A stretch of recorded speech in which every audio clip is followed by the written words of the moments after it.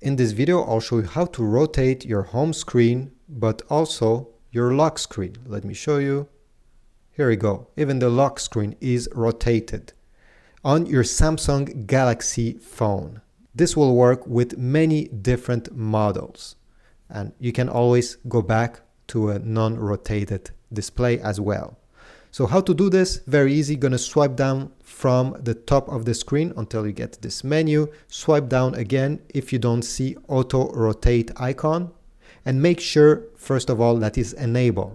So if yours is in gray like this with a lock, it means it's not enabled. To enable, just press on it and it will become blue. Then long press on the same icon and you get more options now. So over here, you're going to see home screen and you're going to also see lock screen.